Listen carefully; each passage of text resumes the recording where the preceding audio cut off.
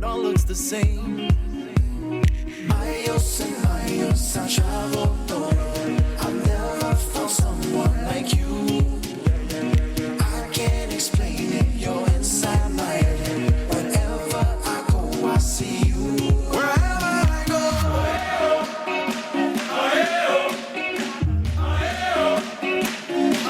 Wherever I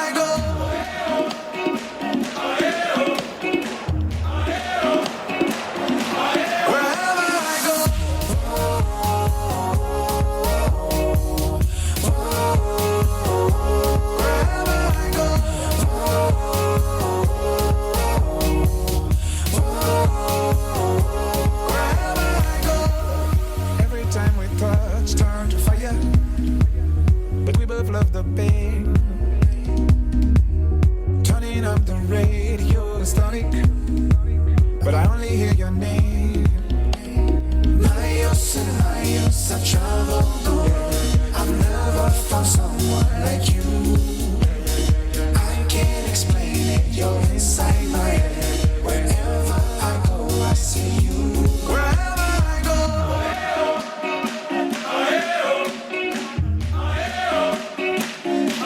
Wherever I go.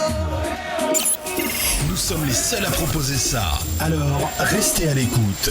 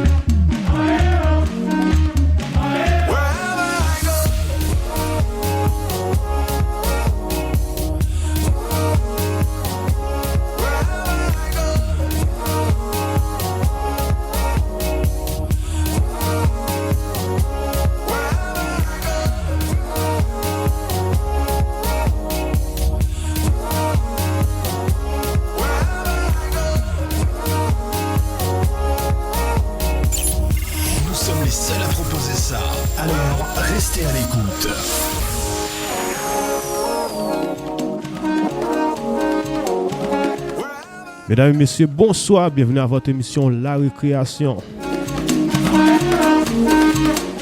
Comme d'habitude, une belle émission pour vous sur Groove Station Canada.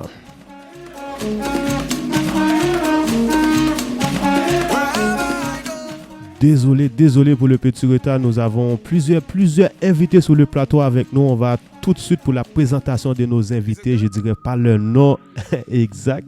Je vais les laisser se présenter. On va commencer à ma droite.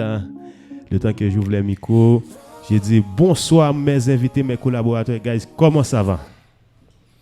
Ça va bien. Donc moi je suis Luc Edgar Douillon. Je suis intervenant psychosocial à Gapvi et je suis médecin de formation.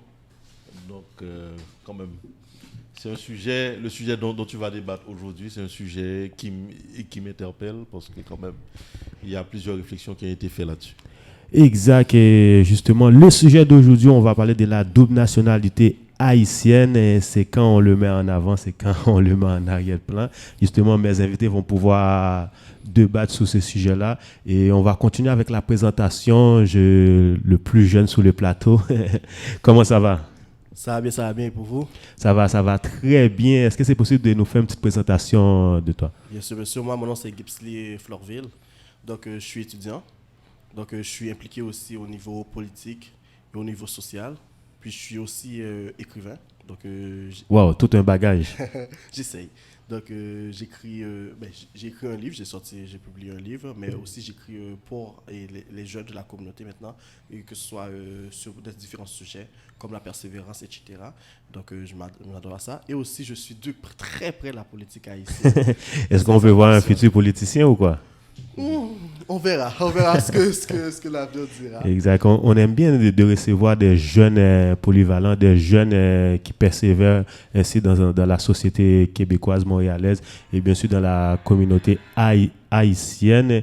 Et souvent on dit, ok, mais les jeunes de la communauté haïtienne, bah, c'est le sport, c'est des jeunes qui aiment ça, l'ambiance, la musique. Mais de voir qu'il y a d'autres jeunes aussi qui décident de prendre une autre direction, ça fait plaisir. Oui, merci. C'est important. Et est-ce qu'on l'appelle le vétéran? C'est Fred Delis, le syndicaliste. Comment ça va? Bon, ça va bien. Merci pour l'invitation. C'est un réel plaisir pour moi d'être ici aujourd'hui. Les gens s'amusent à toujours me présenter comme un syndicaliste. Oui, je suis syndicaliste. Mais c'est le cas. Mais je préfère comme avant tout, je suis un intervenant né. Fait que c'est important. Fait que aujourd'hui, nous sommes ici pour discuter un sujet très chaud. Lors de notre dernier passage ici, et puis tu avais déjà commencé à mettre la table, puis j'ai été fait mes devoirs, fait que j'ai hâte qu'on commence. Alors, merci beaucoup d'avoir accepté l'invitation, M. Fred Delis. Et aussi, j'ai David Nicolas et mon collaborateur qui va pouvoir aussi discuter par rapport à ce sujet-là. David, comment ça va? Bon, merci et bonsoir à tout le monde et merci pour l'invitation. On est très bien, on va passer un très bon moment ensemble. Exact. Et une belle émission pour vous. Malheureusement, on a commencé en retard, mais on va vous donner l'énergie. Justement, aujourd'hui, on va parler de la double nationalité haïtienne. On va pouvoir l'aborder dans différents aspects, soit le côté social, l'entrepreneuriat, l'investissement et bien sûr les postes décisionnels. Quand on parle des postes décisionnels, on parle comme député, ministre et un président. Nous prenons une petite pause musicale avec un jeune artiste haïtien. Il s'appelle Blazoun Let Conscience et on revient tout de suite.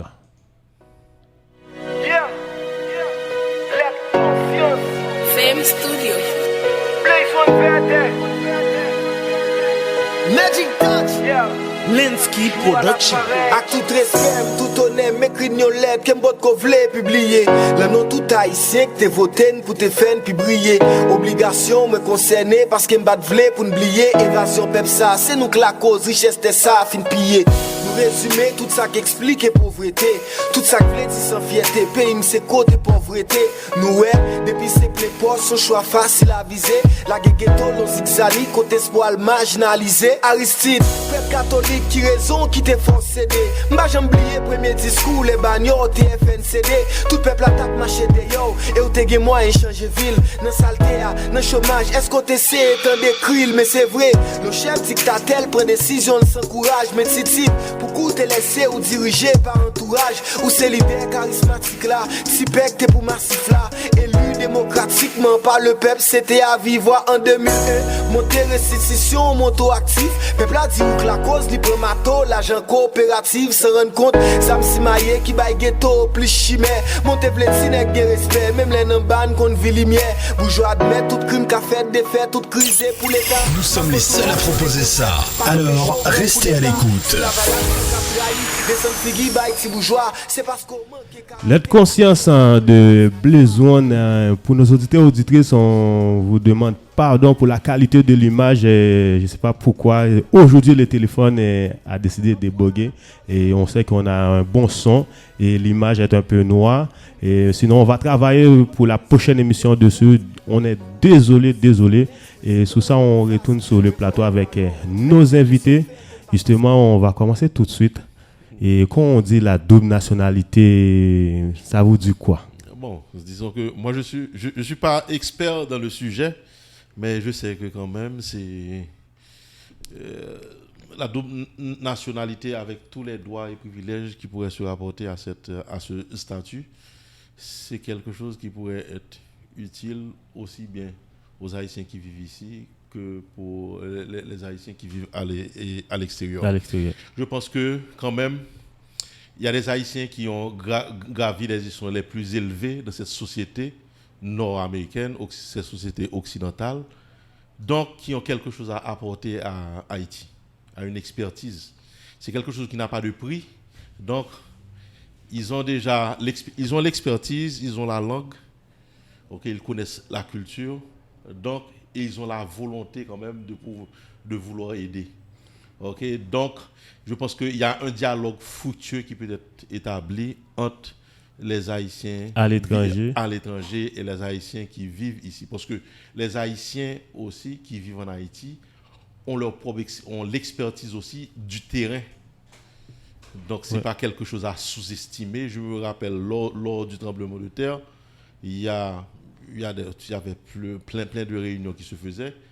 Et puis, il y a un expert québécois qui dit, mais le code de construction, là, il y a un terme pour cela, québécois, là, tu ne peux pas le prendre pour aller, pour l'amener en Haïti. Là-bas, il faut faire le travail avec les gens. Il y a un travail à faire. Dans tout ce que tu apprends ici, il faut l'adapter au milieu où tu es quand même. Mais il y a un dialogue, je pense qu'il y a un dialogue à faire.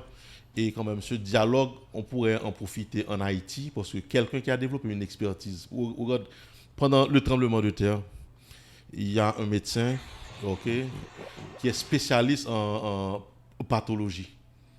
Il a dit qu'il a envoyé une lettre pour dire que je peux créer un système pour identifier les cadavres. Ouais. C'est quelqu'un qui s'y connaît. Mais on n'a jamais donné suite à ça. Il n'y a pas eu de retour. On n'a jamais donné suite. Donc, il y a des médecins aussi qui auraient voulu aider. Qui réalisent, qui ont eu du succès en Amérique du Nord, qui voudraient quand même faire ce d'expertise. J'ai un ami à moi qui voulait quand même faire... Parce qu'actuellement, si tu as une crise cardiaque, en Haïti, il y a beaucoup de chances que tu meurs. Est-ce que tu vois? Donc, si on doit faire un pontage et tout ça, donc lui, il avait trouvé un expert qui pouvait faire ce transfert. Aider à contribuer en Haïti. À la... Disons que, alors quelqu'un qui va aider bénévolement, on lui a demandé, mon cher, si tu veux venir, on va évaluer là pour ta sécurité et tout ça, on va te demander $15,000. Bon, il dit, laisse tomber. Wow. Et c'est juste pour dire que quand même... Comment que la diaspora peut amener son grain de sel? Oui, la diaspora peut apporter son grain de sel, mais on a tendance à sous-estimer cette expertise qui vient de la diaspora. Et souvent aussi, il y a le péché n'est pas d'un seul côté, et la diaspora aussi a tendance à penser que c'est elle seulement qui sait. Les personnes qui sont là-bas ne savent rien. Donc, ça, c'est un petit péché. Mais je pense qu'il y a un dialogue. Un dialogue avec. Justement, il y a eu l'amendement 87 que la diaspora avait pas le droit comment je peux dire ça, d'être fonctionnel vraiment dans la société haïtienne, d'amener son grain de sel. Mais à partir de le nouveau amendement, ils ont mis la double nationalité où certaines postes sont pas inclus. Mais juste avant, on parle de la double nationalité, mais déjà, est-ce qu'à l'extérieur du pays, la diaspora haïtienne est assez grande à faire ses preuves quand on parle du Canada? Parce que c'est bien de vouloir aller aider en Haïti, mais est-ce que ici à Montréal, au Canada, vu qu'on vit ici, est-ce que vous trouvez que vous avez mis quelque chose assez grand pour pouvoir montrer à cette société que nous aussi qu'on veut aller contribuer en Haïti, mais ici on fait déjà nos places? Bon, moi ça c'est sûr que moi je crois que les Haïtiens, tout le monde le sait que dans les années 70, 60 à Montréal, que les Haïtiens ont su montrer comment ce sont des personnes extrêmement compétentes. Si tu regardes vraiment dans les places les plus hauts niveaux, les Haïtiens ils ont gravi les échelons et partout ailleurs, le monde, il parle on peut les citer, on a les Michael Jean de ce monde, les Daniel Inférieur, et puis tout. Ailleurs, on n'a pas autant de gens compétents dans leur domaine au niveau de la diaspora. Tantôt, tu as été très vite sur la Constitution amendée en 87. Ça, c'est sûr, vous savez que moi, j'ai les statistiques. J'avais le vote, il y a 61% des sénateurs et 68% des députés qui ont voté pour la double nationalité lors de rédiger le rapport. Il y a des textes qui ont été enlevés, qui a fait qu'on a enlevé certains postes que quelqu'un qui a double nationalité ne peut pas avoir. Pourquoi je peux te dire ça? C'est parce que le fait que, comme tu le sais déjà, j'ai un groupe des diasporas avec qui que je travaille, qui soient au niveau à Chicago, Jamaïque, Bahamas, qui soient en République dominicaine, qui soient à Miami, tout ça, fait que ces gens-là, ils se sont penchés pour voir comment qu'on peut intégrer, la diaspora peut intégrer dans le développement durable du pays, sans nécessairement prendre la place de personne. Moi-même, j'ai été assisté à une conférence à Miami lors de les élections de la présidence qui a eu je pense en 2015. Puis sur 8, il y en avait à peu près 8 ou 10 présidents qui étaient là lors de cette conférence. Et puis sur 8, ils ont dit carrément, on ne veut pas donner notre pays avec le diaspora. Et puis moi, j'ai répondu, tu n'es pas prêt à donner ton pays à la diaspora, mais tu es prêt à le donner avec les étrangers. Là, tout le monde me regardait comme ça. Fait que moi, je pense qu'il y a un travail qui doit se faire, sans nécessairement, tantôt, mon collègue, il a dit, on n'est pas là pour prendre la place de personne. Mais cette peur-là, on ne sait pas. Peut-être à cause que... Mais d'où vient cette méfiance-là? Le côté socio-économique, parce que le fait que les gens ne travaillent pas, la personne a fini d'étudier, il est diplômé, fait qu'automatiquement, cette personne elle pense qu'il va avoir un emploi, puis tout à coup, toi, tu arrives au diaspora avec un diplôme ailleurs, c'est comme si indirectement, on rentre en compétition avec la personne. Le plus souvent, les gens, ils vont toujours, quand tu viens d'ailleurs, on donne la meilleure position. On prend un Québécois qui n'a même pas un secondaire 3, on va le donner le poste le plus élevé en Haïti. Ouais. Est-ce que tu comprends? C'est là il faut que le travail de sensibilisation doit se faire au niveau de l'éducation populaire pour enlever cette méfiance. Tu le sais déjà, à tous les années que je m'en vais en Haïti, passer un mois, on fait un camp d'été, on s'occupe des jeunes de 9 à 15 ans. On pense qu'il faut commencer très jeune. Quand on commence très jeune, on essaie de faire les enfants voir autre chose. Ces enfants, quand ils vont devenir des adultes, peut-être, on essaie de briser cette méfiance. Ce système-là. Ce système, on est là plus pour travailler en équipe ensemble. Justement, j'aimerais ça entendre David Nicolas et notre jeune invité aussi par rapport à le sujet. Bon, moi, je pense que je vais retrouver d'une part mon collègue qui est là. Monsieur Luc Douillon. Ouais, c'est que le problème qui arrive, c'est pas le gouvernement qui ne veut pas, pour moi, d'une part, que la diaspora bien investie. C'est qui contrôle le monopole économique en Haïti? C'est le secteur privé. Or, le secteur privé ne veut pas de compétition. Donc, même si la diaspora haïtienne veut investir, en fait, on va voir, c'est le gouvernement qui empêche, mais en réalité, derrière le gouvernement, c'est le secteur privé. C'est le secteur privé. Regardez, il n'y a que Digicel et l'autre, comme 2 compagnies téléphones en Haïti seulement, pour presque 10 millions d'habitants. Qui fait qu'il y a la concurrence, il y en a pas. Voilà. Maintenant, disons que la diaspora haïtienne, que ce soit ici ou aux États-Unis ou autres, disent, bon, on va investir dans le domaine de la communication. Vous allez voir tellement d'obstacles, et l'obstacle, c'est toujours le secteur privé. Moi, c'est la question du secteur privé. Mais il y a un autre aspect qu'il faut voir, et c'est que quand la diaspora entre en Haïti, parce que moi, j'ai vécu ça, les gens qui viennent passer vacances en Haïti, ils se prennent pour supérieurs vraiment. Ils se prennent pour connaître tout. Et c'est normal. Et quelqu'un qui a fait ses études, qui a fait tous ses efforts de faire ses universités en Haïti, et que tu viens tout d'un coup, et tu lui montres que par rapport au pays que tu sors, lui, il n'est rien. Et que son diplôme n'est rien. Mais c'est normal. Il est là sur le terrain, et tout d'un coup, tu viens de côté, et tu prends, je veux dire la place même, parce qu'il aurait pu être dans cette place. Mais c'est vrai, tu as cette compétence, mais ça, c'est un autre problème. Et c'est un problème que, et malheureusement, comme j'ai parlé avec un sénateur un jour sur ce point, mais comme les gens, la politique, la bonne politique ne l'intéresse pas, c'est normal. Ils ne vont pas voir ce genre de choses. Moi, je pense que la diaspora pourrait aller en Haïti surtout dans le domaine entrepreneurial. C'est là seulement, je voudrais la diaspora. Seulement? Seulement. Ok, on va pouvoir Mais toucher. pas dans les autres domaines. On va pouvoir toucher à ces Non, sujets-là. mais On va juste laisser notre jeune compétent. Pourquoi vous dites jeune? Hein? Pourquoi vous dites tout souvent notre jeune? Non, il n'y a pas de jeune là. Oh, moi je suis jeune. Justement, j'aimerais bien avoir ton opinion par rapport. En fait, j'aimerais ajouter à ce que Franz Delis a dit, au-delà du socio-économique, il y a aussi l'historique.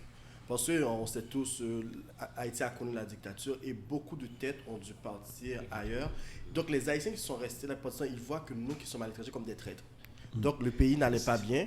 Donc on a fui, on les a laissés. Maintenant que vous nous avez laissés, vous avez fui votre peau. Venez pas dire que vous allez aider le pays. Venez pas, vous êtes des traîtres à la nation. Donc une majorité nous voit comme ça. Donc, c'est pour ça que quand tu vas parler de ce qui se passe en Haïti, ils vont dire parle pas, tu vis pas dans le pays. Donc ça te regarde pas, donc tu as fui. Malgré, on voit le 25% de l'économie de la haïtienne est basée sur la diaspora. Malgré ça, ils nous voient comme des traîtres à la nation. Donc ça, c'est du côté historique. C'est du côté historique. Et aussi, moi, je dis toujours que pour le moment, on n'a pas encore la double nationalité. On a fait un pas. Moi, je vais donner un petit exemple simple. Je vais prendre une pizza. Si je veux faire une pizza, je prends la pâte de pizza, je mets la sauce de pizza dessus, puis je le mets dans le four, c'est pas de la pizza. Pour le moment, on a un passeport, on a droit à un passeport haïtien. Et je vais un petit peu attaquer la diaspora haïtienne parce que même quand un diaspora qui a la double nationalité arrive en Haïti, puis s'il y a on va dire qu'il y a un passeport américain et un passeport haïtien. il met le passeport américain. Exactement. Donc quand il y a des problèmes, il va faire quoi? Il va appeler le gouvernement américain pour venir chercher. Alors que tu es supposé être un citoyen haïtien et surtout que la Constitution dit que quand tu es un citoyen haïtien, tu ne peux pas faire prévaloir ton autre citoyenneté sur le sol haïtien. Donc, quand tu es en Haïti, si tu as la double nationalité, tu es haïtien. Ouais. Mais cependant, la plupart de nos diasporas, eux, ils vont balayer ce côté-là. Si leur vie est en danger, ils vont dire hey! Non, mais est-ce qu'en même temps, c'est pas manque de moyens aussi? Je vous donne l'exemple. Présentement, admettons que je suis à l'hôtel, j'ai un problème. Je sais que si j'appelle le gouvernement d'Haïti, je risque de rester. Mais par contre, si j'appelle le Canada, j'ai plus de chances de m'en sortir. Est-ce qu'en même temps, c'est pas aussi... C'est normal? Normal, non, mais je dirais que les circonstances non plus ne font pas en sorte que ne permettent pas aux gens d'agir autrement. Mais cependant, on peut avoir qui dit sur un piment, il faut un grain dans tout.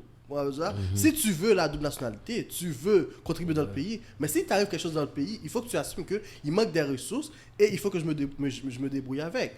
Il y a certaines personnes qui vont me dire c'est une manière stupide de voir, mais on ne peut pas choisir, et c'est ce qui arrive avec la diaspora. Parfois, on décortique ce qu'on veut d'Haïti ou pas. Mais moi, je pense qu'il faut ouvrir ses bras et accepter Haïti tel qu'elle soit.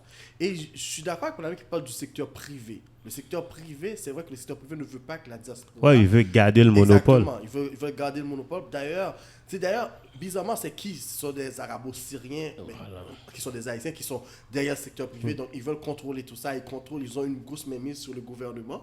Mais je dirais aussi qu'il y a aussi les gérances étrangères qui ne veulent pas non plus que la diaspora haïtienne aille en Haïti et à agir. Parce que, il y a une petite leçon de géographie qui dit Haïti est situé à l'entrée du golfe du Mexique. Mais ça nous fait mal parce qu'on est bien situé. Donc, on est situé dans le canal du Panama. Donc, on est situé là où les États-Unis peuvent contrôler les Caraïbes. Donc, les États-Unis veulent avoir la même mise sur Haïti. Donc, il y a ça aussi qui fait en sorte que on voit Haïti malade. Et il y a le côté économie aussi. Un jeune entrepreneur qui décide d'investir en Haïti n'investit pas au Québec. Exactement. Donc, les gens voient Haïti malade, mais ce n'est pas une grosse maligne qu'il faut guérir et que c'est la diaspora qui va guérir. Non. Il y a des petites malignes. Oui, la diaspora peut guérir une certaine partie, mais il y a d'autres parties qui sont les gens locaux. Mais il y a d'autres parties, ça va être le système politique actuel qu'on a. Mais il y a une grosse partie, ça va être l'éducation des gens. Parce que les gens ne sont pas éduqués. J'étais à l'ambassade haïtienne l'autre jour, il y a quelqu'un qu'on lui a demandé, il est venu pour faire le passeport de son enfant. On lui a demandé l'acte de naissance de l'enfant, ce qui est normal, ce qui est le gouvernement Canada. Si je viens, je vais faire un papier pour l'enfant, il va me dire l'acte de naissance pour prouver que c'est ton enfant. Mais lui, il n'y avait pas l'acte de naissance.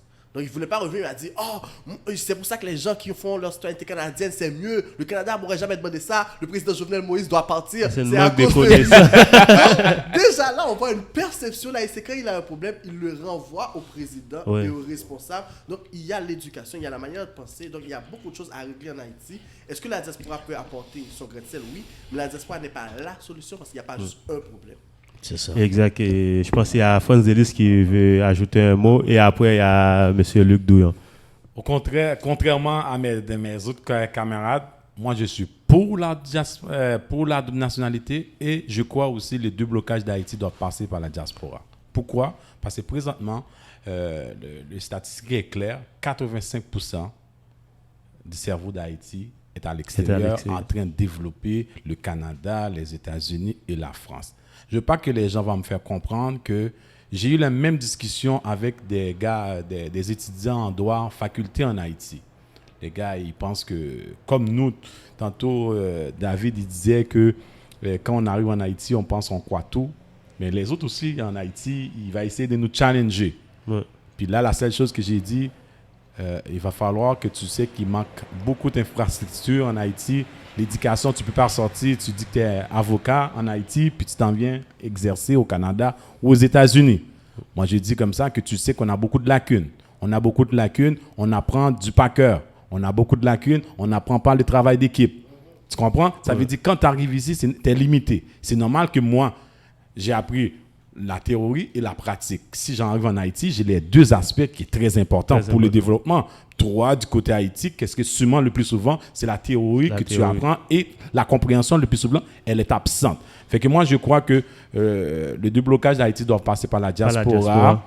Mais quand j'ai dit que le secteur privé, c'est normal qu'ils ont tout l'intérieur de... Moi, je peux te dire que moi, quand les gens me disent « Ah, les diasporas, ils ne font pas grand-chose en Haïti », hey, trompez-vous les gars, là. Peut-être que vous ne savez pas qu'est-ce qui se passe là. Il y a des gars qui ont des hôtels en Haïti qui donnent beaucoup d'emplois. Fait qu'il y a beaucoup de choses, lorsqu'on ne le sait pas, on généralise, on le met gros, on pense qu'on ne fait rien. Parce que tous nos médecins qu'on a, pourquoi tantôt qu'on a dit quelque chose de très important, moi j'ai toujours dit que le communauté international, il joue un rôle très important dans le développement d'Haïti. Pourquoi? Lorsqu'il y a un problème en Haïti, pourquoi qu'ils ne prennent pas nos ingénieurs, nos médecins haïtiens, ils en vont en Haïti, ils les donnent le même salaire comme si qu'ils étaient ici au Québec pour continuer à exercer. Non, c'est pas ça qu'ils vont faire. Ils vont préférer prendre un Québécois, l'autre du CIEUS. Moi, je vais vous donner juste une petite anecdote vite.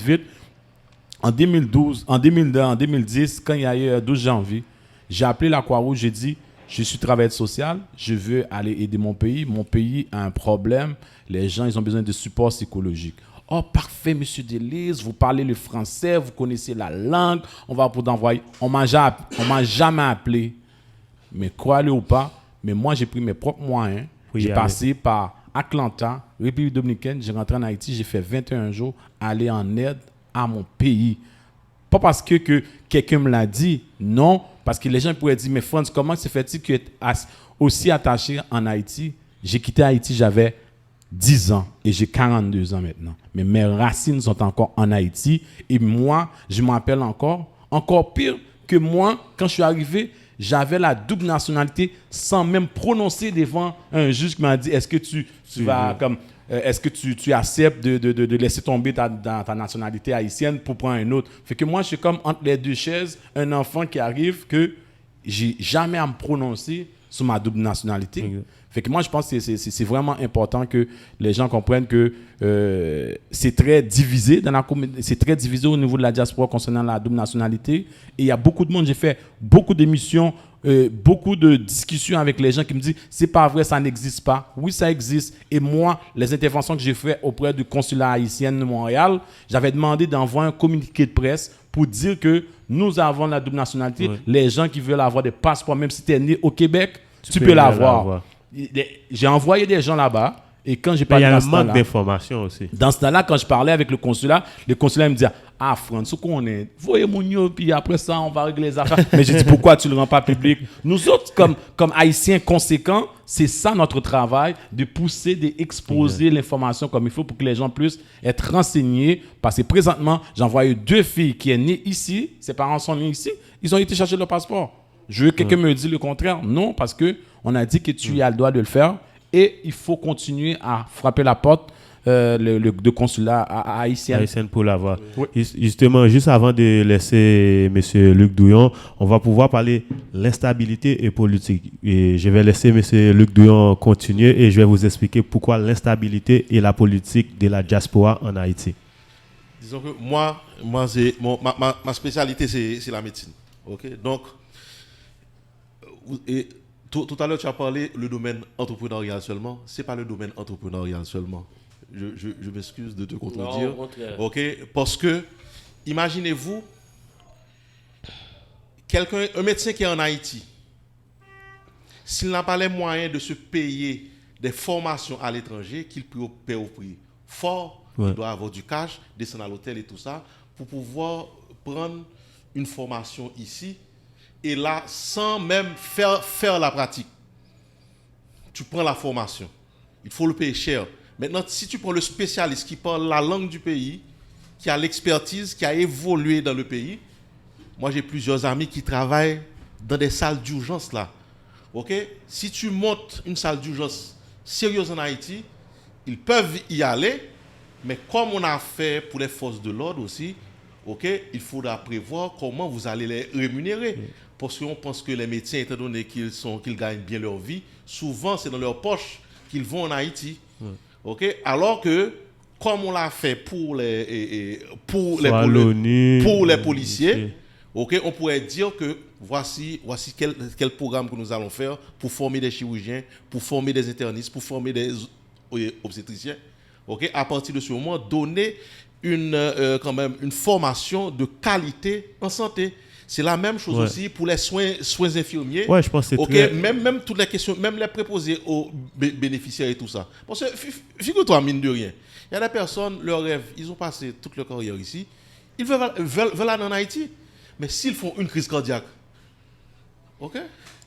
S'ils font une crise cardiaque, nous n'avons pas les moyens en Haïti de pouvoir, alors que eux autres, ils pourraient aller avec leur pension qu'ils dépensent en Haïti, c'est encore de l'argent que tu pourrais, et eux autres aussi, ils pourraient bénéficier de soins personnalisés et adaptés aussi. Parce que figure-toi, okay, quand tu te retrouves en CHSLD, tu manges une nourriture que c'est pas cette nourriture que tu as mangée pendant toute ta vie là.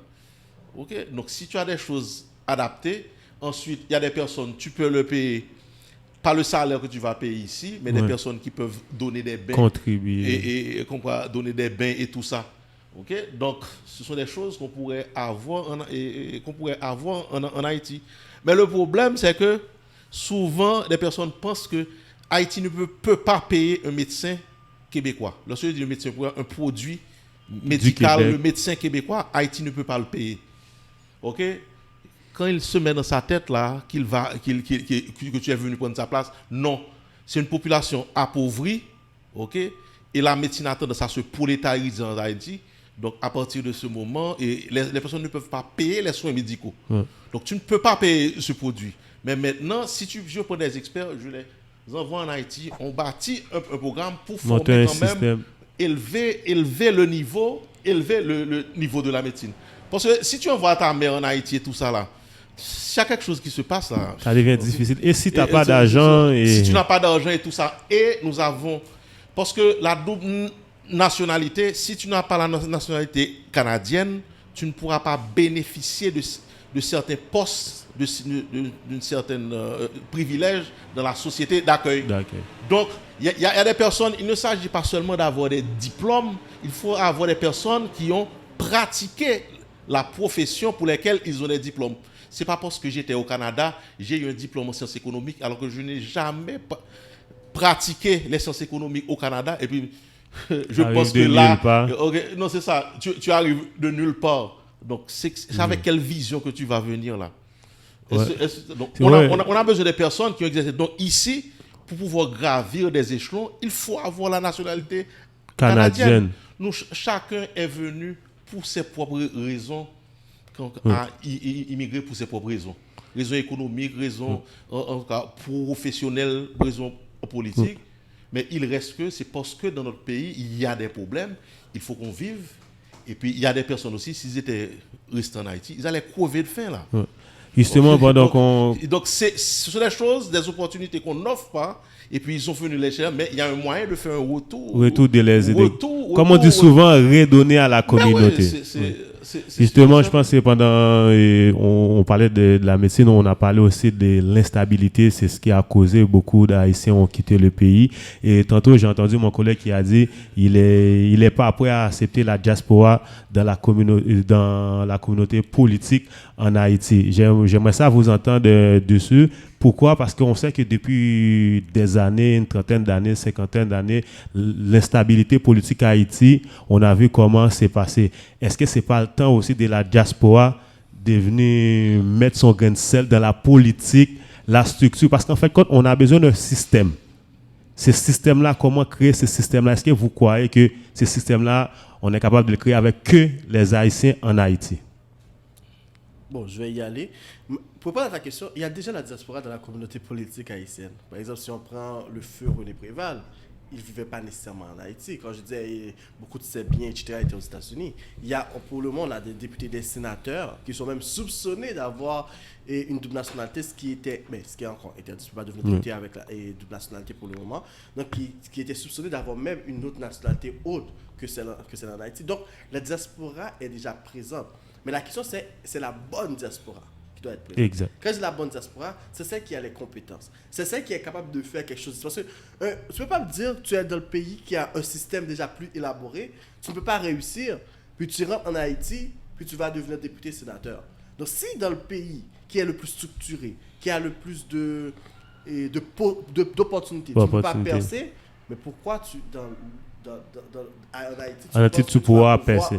Exactement. Donc, la diaspora, donc, ils sont déjà impliqués, mais ce n'est pas la bonne diaspora. Ce sont des gens qui ne pensent qu'à leur poche. Ce sont pas la bonne diaspora. Ce sont pas les gens impliqués. Ce ne sont pas les gens qui font déjà quelque chose dans le pays étranger qui sont impliqués. Ce sont plus des gens qui voient comme une opportunité de s'enrichir, une opportunité d'avoir du pouvoir. Donc, ils viennent, puis, le gars, il peut j'ai rien contre les gens qui travaillent chez Tim Hortons. J'en ai travaillé durant mes études, tu vois ce que je veux dire. Mais le gars, on va dire, il a passé 25-30 ans à travailler chez Tim Hortons. Okay? Il n'a même pas pu être gérant. Mais quand il arrive en Haïti, il se prend pour un gros intellectuel. Puis il va poser sa candidature comme sénateur. Il va être élu. Okay? Il va être élu, mais il ne va pouvoir rien faire. Mais ces personnes-là, au Canada, il n'y a même pas son secondatoire au Canada. Ouais. Tu comprends un peu? Donc il faut que la bonne diaspora... Justement, c'est là qu'on... Ce sont les gens qui ont de l'expérience, soit la sur le terrain compétence, d'ici, la compétence, qui va pouvoir travailler en accord avec les gens qui sont là-bas. Mais tout ça, si on le fait, ça va être laver Messi à terre parce qu'il faut travailler sur le système éducatif de la Je vais laisser aller France. Juste avant de laisser aller France, je vais vous poser la question tout de suite aussi. Et comme tu dis, la bonne diaspora. Imagine la bonne diaspora. Pendant 5 ans, 10 ans, un gouvernement de la bonne diaspora, le président, le ministre, des députés. Est-ce que après avoir passé avec France, est-ce que vous pensez que ça pourra marcher à mettre ce système qu'on veut? Parce qu'en fait, quand on a vu trop de présidents passer que le système a avalé, est-ce que c'est pas possible de mettre un système, comme on dit, on peut voir dans tous les pays, soit aux États-Unis ou au Canada, tu peux prendre plus président, mais le système est tellement solide, mais il ne peut pas comme avoir quelque chose vraiment de catastrophique. Bon, tantôt, là, j'ai entendu des bonnes choses. Tantôt, mon collègue qui disait tantôt, les plus souvent, l'haïtien, il confond la compétence avec la connaissance. Tu comprends? Il faut faire attention parce que si tu n'as pas la compétence pour quelque chose, essaie pas de le faire, tu vas le faire de la mauvaise façon. Ça, c'est la première chose. Et la deuxième chose aussi, pour revenir à ce que tu disais, c'est le fait que beaucoup d'Haïtiens qui sont ici, qui se prétendent nationalistes, peu importe, ils oublient le système d'ici.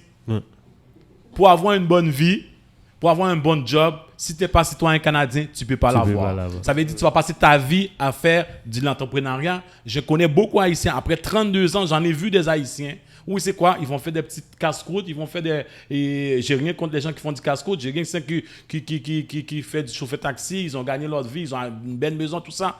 Est-ce que c'est ça qu'on a besoin pour notre jeunesse, pour la nouvelle génération? Non, c'est pas ça. Fait qu'il faut que les gens arrêtent de se voiler les yeux. Tu veux avoir une bonne job pour travailler en fonction publique, si tu n'es pas citoyen canadien, tu ne peux pas le faire. Non. Tu vas passer ton temps à travailler quoi? Non, il ne faut pas se mentir. C'est ça que la vraie question, les gens doivent se poser. Pourquoi que moi, pour répondre à ta question à toi, je vais rentrer, je vais faire un lien très direct. Le lien direct que je vais faire, présentement, le président de la République dominicaine, il a double nationalité américaine. Est-ce qu'il ne fait pas un bon travail? Ouais. Est-ce qu'il ne fait pas, juste à côté de chez nous, là, est-ce qu'il ne fait pas une bonne job parce que le fait qu'il est, il est citoyen américain, mais il est président de la République dominicaine? Ça veut dire que c'est ça qu'on doit comprendre. On doit mettre la compétence à la bonne place. Moi, quand j'ai dit comme ça que je veux que l'intégration de la diaspora, c'est des personnes compétentes. Présentement, le problème que j'ai remarqué, l'analyse que j'ai faite à Montréal, le fait qu'à Montréal, on dort au gaz, comme on dit en bon québécois, ça ne veut pas dire ailleurs, c'est comme ça que ça se passe. Si à Montréal, on travaillait très fort ensemble, la compétence, je ne serais pas traversé la frontière aller travailler avec les gens à Chicago. Présentement, avec l'équipe que je travaille, si vous avez un Internet, Google-le. Lionel Jean-Baptiste, le juge Lionel Jean-Baptiste, le premier juge haïtien aux États-Unis. Je travaille avec eux autres. Tant d'autres, non, tu comprends? Mais à Montréal, c'est pas ça. Ça ne nous intéresse pas vraiment lorsqu'on parle de l'intégration aux États-Unis. Ce sont des gars qui vont rencontrer les congressmen, qui vont prendre des décisions, qui vont dire, regarde, nous, ça, c'est pas bon pour notre pays, ça, c'est qu'à ce qu'on veut. Mais moi, je suis tanné, après 30 ans. On change de président. On change de président. Pourquoi pas qu'on souhaite la quatrième voie du pouvoir? La quatrième voie du pouvoir. Et moi, je continue à dire, jusqu'à mon dernier soupir, je continue à croire que le déblocage d'Haïti doit passer par la diaspora. Pas la diaspora qui sont ici, comme on dit, quand ils arrivent en Haïti, là-bas, on pas qu'être menti, là. Ouais. Non, la bonne diaspora qui a exercé dans les instances démocratiques, qui sait comment ça fonctionne. Parce que si tu ramènes quelqu'un, comme j'ai toujours dit aux gens, même si que tu prends Obama, tu le mets sous le pouvoir en Haïti, ça ne fonctionnera pas plus. Justement, c'est ce que j'allais dire. Ça ne fonctionnera pas on plus. On a connu quand même des noms. Comme on peut parler de Laurent Lamotte, on peut parler de Gary Coney. C'est des gens qui, à la base, ils ont des compétences. Mais pourquoi dans les systèmes en Haïti, ça n'a pas marché, ou ces gens-là, ils ont décidé de passer à côté? Pour faire un lien avec ce qu'il disait, il y a plein de Belle-Rive, la Tortue. Ils sont tous étudiés des diplômés à l'Université de Montréal, l'Université de Laval. Ils ont toutes des compétences ici. Mais ils arrivent dans un système qui est malade, qui est cancéreux. Ça veut dire qu'ils ne peuvent pas vraiment, ou pour X raisons. Parce que moi, j'ai toujours dit, l'Haïtien, la plupart des Haïtiens, quand on rentre en Haïti, il y en a qui vont pour construire, il y en a qui vont pour détruire. Fait qu'il y en a parfois aussi, aussitôt qu'ils prennent l'avion, ils mettent le chapeau.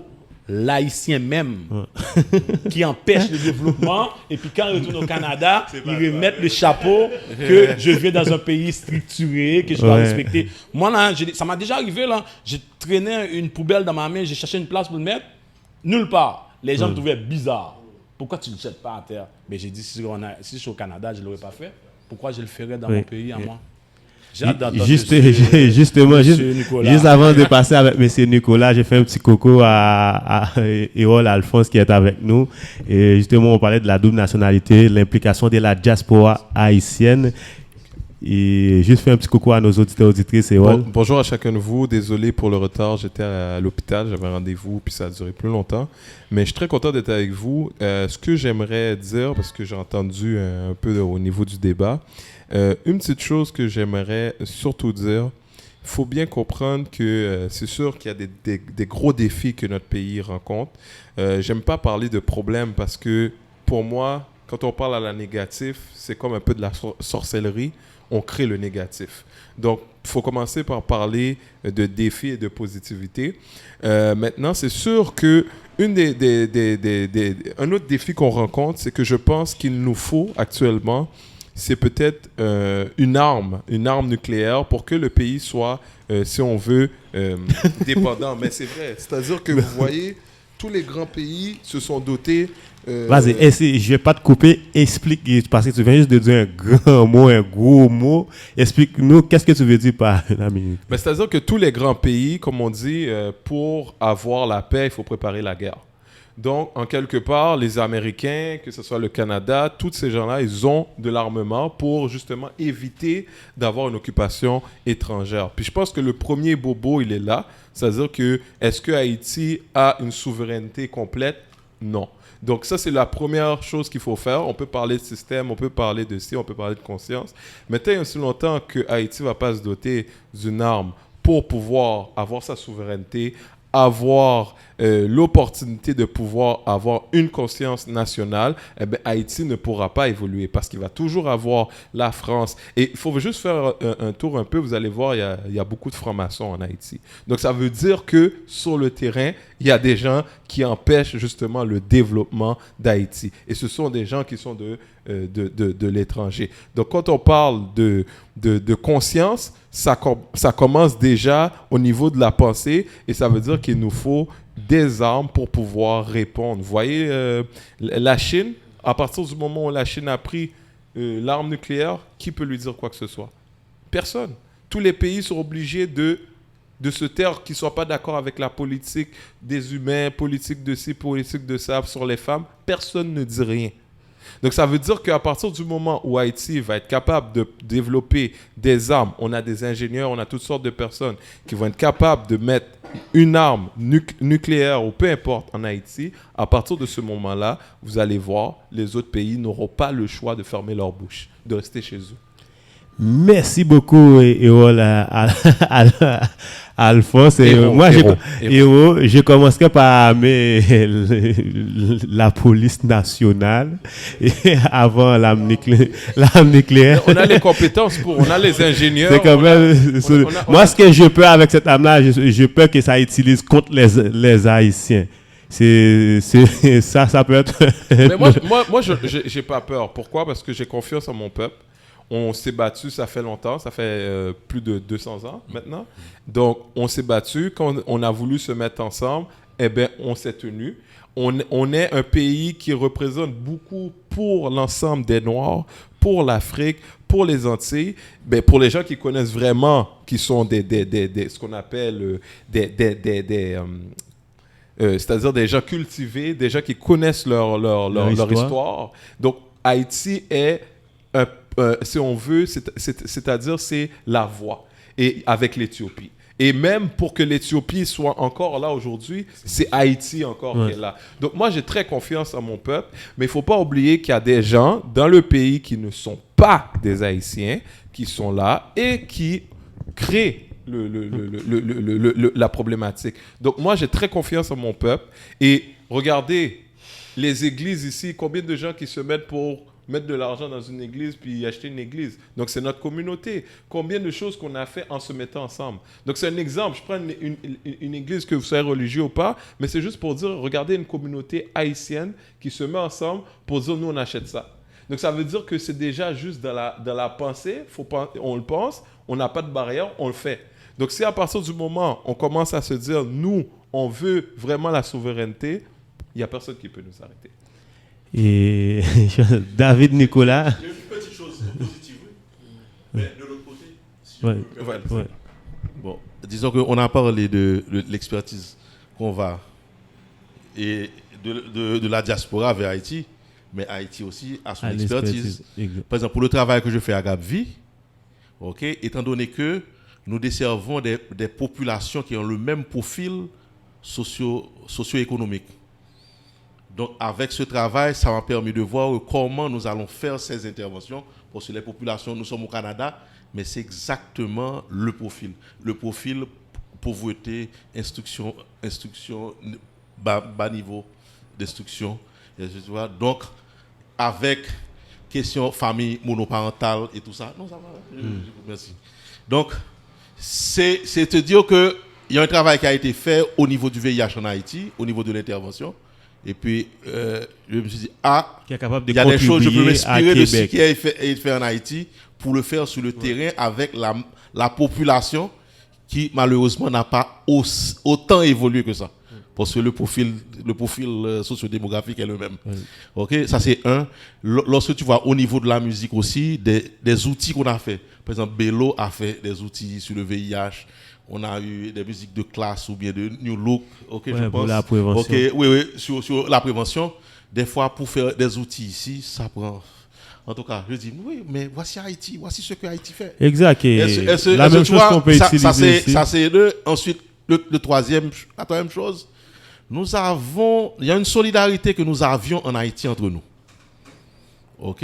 Mais maintenant, arrivé à l'étranger, quand même, chacun pour soi, Dieu pour tous, et on l'a oublié.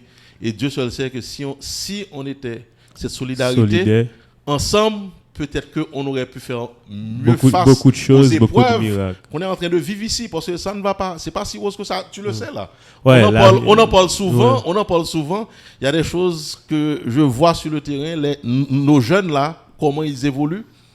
Ouais. Il y a beaucoup c'est de pas réjouissant. Ouais. OK, que c'est à Saint-Michel, que c'est à Montréal-Nord. Est-ce que tu vois?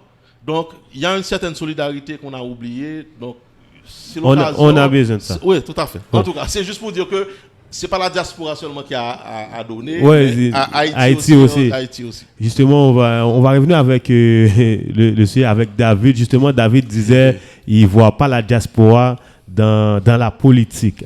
Comme on disait, la bonne diaspora. Pourquoi? Je ne sais pas qu'est-ce qui est la bonne, mais enfin, comme la raison pour laquelle... Donne-moi juste 2 secondes. Je vais te dire c'est quoi la bonne diaspora. C'est lui qui sait qu'il doit se présenter en tant que député, il se cache être américain, il se cache être canadien. Pour moi, ce n'est pas la bonne diaspora. Il faut être vrai. Bon, je ne sais pas s'il doit être vrai. Mais moi, pourquoi je ne crois pas que ce soit une bonne idée que la diaspora s'implique dans la politique, mais entre parenthèses, je vais dire dans quelle manière aussi. La politique active, c'est autre chose. Hein.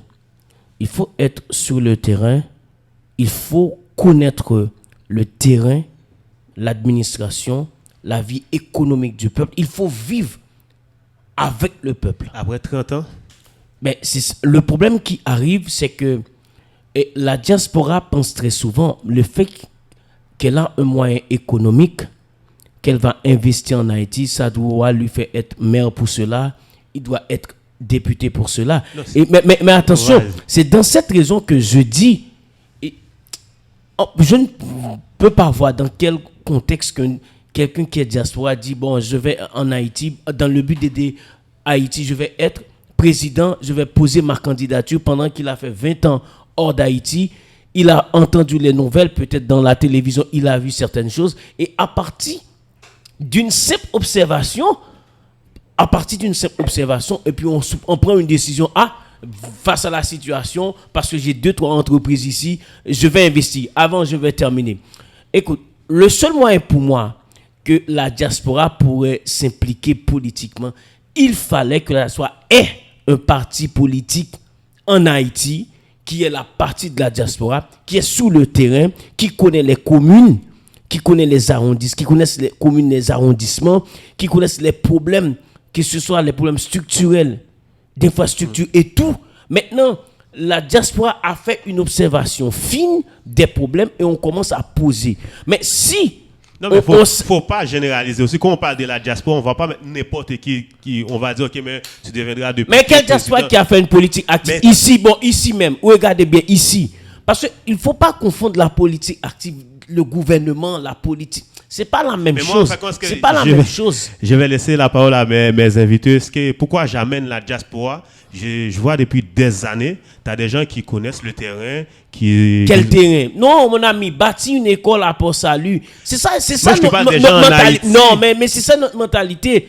Parce qu'une association de diaspora ici a construit une école à la vallée de Jacmel. Pour cela, on peut... Non, mais il faut se méfier de cela. C'est pas parce qu'on a rassemblé nos moyens ensemble, on a construit une école là-bas et on pense à partir d'une école, on peut faire de la politique publique. C'est pas la même chose. Hein. On va échouer de toute façon. Mais ceux qui sont sur le terrain, ça marche pas la formule. Tu fais quoi? Luciano? Non, c'est difficile. Luciano, moi je pense que mon collègue, mon ami, que j'aime bien, il y a une méconnaissance de vraiment la réalité. On va rentrer dans l'intervention. C'est d'où que j'avais dit tantôt, on avait un problème une lacune au niveau du travail d'équipe. OK? Ça veut dire que tu veux me faire comprendre que le fait que ça fait 30 ans que je suis ici, je ne suis pas capable d'aller gouvernement en Haïti, mais il y a une équipe. Moi, je dis de ma compréhension. On a une éthique et les gens qui fréquentent continuellement le pays, on est capable de faire une analyse de c'est quoi la problématique, tu comprends? Ce qui fait les Américains. On peut le faire. Et aussi, non seulement ça, qu'est-ce que je vais dire avec mon collègue? De fait, pourquoi me priver quelqu'un comme toi présentement, tu es un diaspora. Pourquoi tu ne pourrais pas retourner dans ton pays pour ramener ta compétence, pour ramener le pays à un autre niveau? Pourquoi que je dois carrément me priver quelqu'un en communication, peu importe, en éducation, peu importe? Parce que si c'est monsieur qui est là, il peut être un bon ministre de l'éducation, pourquoi pas je lui donne, qu'il ramène avec à un autre une équipe. niveau. Avec toutes les équipes. Parce que il ne faut pas que les gens haïtiens, quand je peux expliquer, c'est comme si que on essaie de croire dans un rêve, qu'on pense que tout le monde qui va nous aider, l'étranger peut nous aider, mais pas nous. Pas nous. Moi, je me bats, je l'explique. Je me bats au Québec, près de 30 ans. Si les Québécois est compétent, ils gagnent 200 000 $. Si j'ai les compétences pour, je veux gagner les 200 000 $. Mais c'est la juste même une chose. non, juste une émotion. C'est la même chose. C'est la même émotion, chose. oui. C'est la même chose que si j'ai œuvre dans les instances démocratiques. J'ai bien dit, hein? Je lève dans les instances démocratiques. Ici, on fait nos classes. On a plein d'étudiants qui sont dans sciences politiques. On a les gens qui ont fait... on prend un exemple. On a un Franz Benjamin qui a grévé au niveau commission scolaire, municipale. Tu comprends? Je donne un exemple. Les gens vont me dire, c'est pas la même politique, c'est pas le même système. Mais je comprends. Mais qu'est-ce qu'il a dans sa tête, là? Il peut le développer. Je vais laisser Mais les mots. une motion. Et On va tout de suite avec et Franz, permets-moi de te dire une chose. Et tu as parlé de quelqu'un peut-être ici, ministre de l'Éducation nationale. Mais attendez, et je pense que d'abord, si on veut faire une chose pareille, il fallait bien des gens qui ont étudié dans le domaine de l'éducation ici. Maintenant, ces gens-là vont sur le terrain. Ils ont vécu, ils doivent vivre sur le terrain pour voir le système éducatif et pour voir, parce que la compétence que tu as ici, tu penses que c'est la même chose. Non, tu ne peux pas arriver à implanter. C'est pour cela que je dis que si on veut faire la politique active, moi c'est ça, mais la politique active. Aussi. L'équipe, mais c'est lui qui parle de l'équipe, je parle de... Au côté, j'allais dire de quelle équipe il parle. Juste une seconde, je vais le donner. Il y a une chose tantôt qui a mentionné. J'ai dit tantôt encore, lorsqu'on ne connaît pas quelque chose, ça veut pas dire que ça n'existe pas. Oui, ça existe, un parti politique diaspora qui s'est présenté. Oui, il y a des diasporas qui sont en France, qui est établi, tu comprends, qui veut essayer de prendre le pouvoir. Parce que tu comprends, le fait qu'on ne connaît pas quelque chose, on pense que ça n'existe pas. C'est pas parce qu'on ne le sait pas. Quel était son parti? Quel était le nom du parti? Canada, je vais laisser à Alphonse, puis après on va continuer. Qui ailleurs sont pas actifs. Okay. Je vais juste rajouter quelque chose. Vas-y, Alphonse. Je veux rajouter quelque chose. J'ai très bien entendu, puis moi j'aborde dans ton sens, dans le sens que pour dire, il n'y a pas un pays en Occident qui a un même système politique. Ça, c'est la première chose. D'ailleurs, en Occident, si je veux, je suis Canadien, mais que je ne suis pas né sur le territoire, que je n'ai pas vécu, je ne peux pas me présenter. Donc ça, c'est extrêmement important. Donc ça veut dire que, maintenant, comment il faut que le pays se développe? Parce que moi, je peux venir ici, aller aux États-Unis, mais je ne suis pas apte. Même si j'ai étudié en éducation, même si j'ai étudié, parce que le système est différent. La réalité, la culture et tout, ça joue. Donc, il faut connaître tout ça pour prendre en considération. Maintenant, je vais donner un exemple. Okay? Là, nous, l'Afrique, Haïti, ont des systèmes importés de l'Europe. Okay? Alors qu'on a des cultures totalement différentes. Mais moi, je vais donner un exemple très simple. Par exemple, qui existait avant en Afrique, puis qui est encore un peu présent. C'est-à-dire que vous allez voir qu'il y a les chefs de village. Okay? Donc, ça veut dire que ceux qui sont dans l'agriculture, c'est pas juste le chef qui décide comme ça. Tout le monde a été consulté. On a consulté, on a parlé, on a vu, on a dit qu'est-ce qu'on a besoin, voilà. Et puis là, on dit, bon, c'est toi qui vas nous représenter. Parce que non seulement toi, tu connais le terrain, tu connais l'agriculture, tu connais ci, voilà. Et par rapport à ça, on vient, on dit au Premier ministre, voilà nos besoins. Le problème maintenant, c'est que nous, on a pris un système qui est importé où c'est le chef qui décide pour tout le monde. Et ça ne fonctionne pas. Les Américains, ça ne fonctionne pas pour eux. Regardez, est-ce qu'on doit prendre le système américain? Regardez tous les Noirs qui sont dans la rue. Au Canada, regardez les Amérindiens. On ne peut pas prendre leur système n'est même pas bon. Donc, à partir de là, il va falloir que notre pays repense, revoie de quelle manière qu'on va faire un système politique qui est adapté aux besoins de la population, des paysans. Nous, on est ici OK? Et il l'a dit tout à l'heure, nos jeunes ici ont des problématiques. Donc ça veut dire que nous ici, on n'a même pas trouvé la solution pour nos jeunes qui sont ici, mais on veut aller en Haïti. Donc il faut être sérieux et comprendre qu'il faut réellement vivre sur le terrain. Oui, on peut apporter des éléments. Oui, on peut apporter... Mais tant et aussi longtemps qu'on ne comprend pas la réalité du paysan, comment je peux dire, oui, voilà le système, voilà qu'est-ce que vous avez besoin. Non, ils ont une réalité, il faut comprendre le besoin. D'ailleurs, toutes les grandes compagnies qui font, peu importe, une grande compagnie, qu'est-ce qu'elle fait? Elle fait une étude de marché. Est-ce que nous, on fait une étude de notre population? Est-ce qu'on fait une étude à savoir c'est quoi les besoins de notre peuple? Non. On arrive, on dit, moi, j'ai étudié dans telle affaire et puis bon, je connais.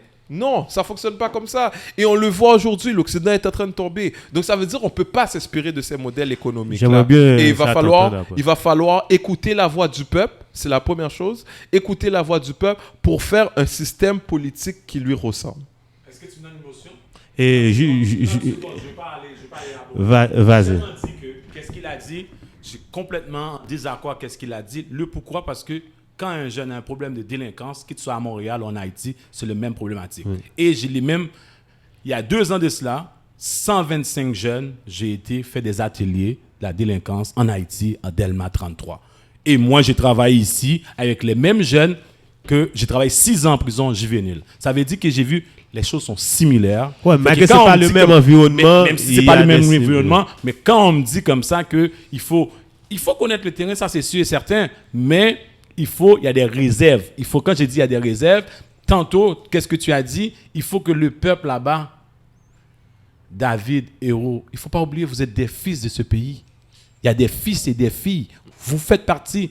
Dans la Constitution amendée 87, c'est bien écrit, lorsque ton père et ta mère est haïtien, tu es haïtien. Qu'est-ce que tu fais de ça? Tu ne peux pas arriver, toi aussi, tu es une valeur ajoutée pour développer ce pays? Oui, mais voilà, tu peux être une valeur rajoutée, mais tu ne peux pas de mon plein gré dire je vais aller me présenter en politique. Il faut être humble aussi. Mais pourquoi pas? C'est ça que je veux savoir. Pas, mais c'est la question de réalité. Écoute, il a parlé Attendez-moi, juste une seconde. Juste une seconde. Moi, je suis dans la politique haïtienne, je n'ai jamais vu un tel parti. Vas-y. Bon, quand le bagage qui dit là, il y a beaucoup de choses qui ont été dites, mais je vais commencer d'abord à dire que toute bonne chose mal faite devient mauvaise. Okay? Ouais. On va prendre le nouveau système qu'on a maintenant. Ça a été fait de manière rapide, etc. Est-ce que le système est bon? Je ne sais pas, mais ça a été tellement fait de manière rapide qu'on ne sait même pas comment l'utiliser, puis la population n'a même pas été éduquée. Donc si maintenant, on va ajouter dans ce système qu'on a maintenant, okay, avec le niveau d'éducation qu'on a maintenant en Haïti, on va ajouter des armes nucléaires, ça va nous faire mal. Même si moi, j'aime l'histoire d'Haïti. Et il faut pas... Oui, on a eu une grande victoire sur Napoléon Bonaparte, on a eu l'aide des Anglais. Mais il ne faut pas rester assis sur cette histoire-là. Il faut voir le contexte aussi social, économique et politique de cette époque-là. Les mulattes et les noirs se sont unis, pas parce qu'ils se sont unis parce qu'ils comme on est frères, mais ils se sont unis parce qu'ils avaient un ennemi commun. Et on l'a vu immédiatement que la victoire a été acquise. Qui a tué Dessalines? C'était les mulattes. Donc dire qu'il y a une unité en Haïti, cette unité est éphémère. Elle n'a jamais vraiment existé et les gens qui ont vécu en Haïti peuvent le voir. Okay, moi, en tant que garçon ponouais, okay, j'ai déjà vécu le racisme en haïtien. Côté que, on m'a dit, oh, toi noir, tu vois, je veux dire. Et j'ai dû me battre, okay, quand il y a des blancs des blancs haïtiens, okay, un endroit, je devrais me battre, okay, pour me faire voir, pour me faire reconnaître mes compétences. Donc, l'unité haïtienne qui a été en 1904 était éphémère, c'était temporaire. Donc, cette unité-là, on ne l'a plus en Haïti. Okay? Donc, il faut arriver qu'on ne l'a plus. Est-ce qu'on peut le travailler, on peut le mettre en place? Justement, comment travailler cette unité-là? Donc ça va être... C'est là que je rejoins certainement. Ça va être des études de marché, des études sur le terrain, des analyses qui vont faire. Moi, je ne peux pas dire j'ai la solution pour Haïti. Mais il va y avoir un travail d'équipe. C'est là que je rejoins France. Moi, je pense que chacun, on a de bons points. C'est là qu'il faut un travail d'équipe pour pouvoir mettre la solution sur la table. Parce que personne... Seul n'a la solution pour Haïti. Cependant, moi, je comprends un peu ce qu'il veut dire qu'un diaspora ne peut pas aller diriger en Haïti. Mais moi, je vais reformuler. Il devrait... C'est pas que ça devrait être interdit. C'est pas que ça ne peut pas se faire. Mais il faut que ça soit encadré. Exact. Dans le fait qu'il y a des paramètres. Par exemple, il y a un minimum que tu dois vivre en Haïti. Évidemment. Il y a des endroits que tu veux dire. Tu ne peux pas juste arriver Tu sais, tu peux pas arriver puis. Mais t'arrives de nulle part comme exactement, ça. Exactement, les élections sont demain, tu rentres en Haïti. Tu vois, je veux dire, donc il y a un minimum. Payer tes impôts. C'est pas normal que le gars, c'est quand on l'appelle et je vais te proposer comme premier ministre qu'il va payer ses impôts. C'est pas normal. Tu vois, je veux dire, il faut que tu payes tes impôts dans le pays. Tu vois, je veux dire, il y a des choses qui doivent être mises en place. Ça doit être encadré, ça doit être réglementé. Là, je suis d'accord. Exact. A dit non, nous, on n'est pas d'accord. Le non, mais ça doit être structuré. Exactement. Il faut que ce soit structuré, il faut que ça soit réglementé. Et une chose que j'allais dire aussi, c'est que c'est pas ni les diasporas, ni les Haïtiens internatales qui vivent là-bas qui ont la solution. C'est un travail d'équipe. Les Haïtiens qui vivent là-bas, ont un poids à apporter. Puis nous aussi, on a un poids à apporter. Il y a des domaines que nous, on a... Par exemple, moi, quand je suis arrivé ici, j'avais plus de connaissances. Quand je parlais, les jeunes d'ici, ils étaient comme... T'as quel âge? Je suis comme, ok, moi, j'allais à tête seconde en Haïti, etc. Hey, seconde, c'est quoi? Je leur expliquais seconde, c'est un peu secondaire, etc. Comme, hey, pourquoi t'as toutes ces connaissances-là que nous, on n'a pas? Mais cependant, j'étais désavantagé par rapport à une chose, leur compétence sur le terrain. Parce que moi, j'apprenais beaucoup de choses, mais je ne le pratiquais pas. Donc, il faut aller dans notre système éducatif. Un jeune qui étudie doit pouvoir pratiquer sur le terrain. Ouais, il faut équilibrer. Excusez-moi. Parce que le même problème qu'on dit que la diaspora n'a pas l'expérience du terrain, mais les jeunes qui y vivent, il y a une différence entre vivre, et avoir l'expérience du terrain. Ils n'ont pas l'expérience du terrain non plus. Donc, parce qu'ils ne pratiquent pas, ils n'ont pas de stage, ils ne font pas du bénévolat dans les partis politiques, comme nous, on a la possibilité de le faire et d'amasser des connaissances. Donc, il faut changer notre façon d'éduquer les jeunes. Il faut que ça passe par la pratique aussi. Exact. Une chose que je voulais Je vais te laisser terminer, ajouter, puis il y a M. Douillon. Merci. Chose que je voulais ajouter. On a parlé aussi du fait que le système, on ne peut pas copier sur le système de l'Occident. Je suis d'accord. Mais pour trouver le bon système, il va falloir qu'on ne fasse pas du jour au lendemain. Ouais, il faut pas faire l'erreur qu'on a fait après le départ de Duvalier. Et chercher un système, chaque personne voit qu'est-ce qui va être en son avantage. Non, il faut s'asseoir, il faut qu'il y ait une étude qui se fasse. Que ce soit au niveau de la diaspora, que ce soit au niveau du petit paysan. Pour cela, il faut que le petit paysan existe. Donc là encore, on va aller dans le contexte socio-économique et historique. Les Duvalier, qui entretenaient juste la capitale, comme le faisaient la plupart des dictateurs. Donc, il y a eu un exode de nos paysans. Donc, on ne reste presque plus de paysans pour travailler la terre en Haïti. Donc, tout le monde... Les gens ne veulent pas travailler la terre. Exactement. Les gens ont émergé vers la capitale. Donc, il va falloir faire un travail sur l'éducation des gens pour révaloriser le travail de la terre. Donc, c'est pour ça que j'ai dit, je vais redire, Haïti a beaucoup de malines. Donc, il n'y a pas juste un seul bobo. Il y a beaucoup de bobos. Et c'est tout le monde avec leur expertise qui va mettre la main à la pâte et qui va apporter cette Justement, je vais laisser la parole à M. Luc Douillon, puis je vais profiter de l'occasion aussi pour vous inviter aussi prochainement à une autre émission par rapport à l'éducation, le système qui est l'haïtien qui étudie en français, mais le système et la société fonctionne en créole. On va pouvoir discuter de ça, mais je vais laisser la parole à M. Luc Douillon. Disons que moi, je crois beaucoup en un homme de terrain. Je peux te parler là, ok? Dans les premières phrases, je vais voir si tu es si c'est de la théorie ou bien si c'est le terrain qui me parle. Moi, je crois beaucoup en ce que tu as dit là. Il y a des fonctions qu'on veut occuper, il faut faire ses devoirs. 6 mois, tu sors d'Haïti, tu commences à ne plus connaître le terrain. Ok? Non, c'est ça, c'est ça. Et pas parce qu'on le suit sur Internet qu'on le connaît. Non, ça veut dire que c'est quelqu'un qui au quotidien, il compte sacrer les raseurs, il compte sacrer les pays locs, il compte sacrer toute bagaille et puis il le vit au quotidien. Ouais, parce qu'il y a une évolution il comprend, et quand il comprend, par exemple, nous n'allons pas réinventer là-haut. En gestion, tu sais que la résistance au changement. Disons que tu viens, tu es incompétent et dis, quel type je suis venu là, je ne vais pas le prendre job.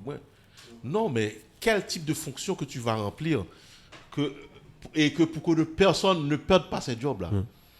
Il y a un moyen de le faire. Je me souviens, avant de mettre la carte Opus à la STM, dans un premier temps, ils ont annoncé ça. Et puis, dans un deuxième temps, ils ont mis les 2 types de machines.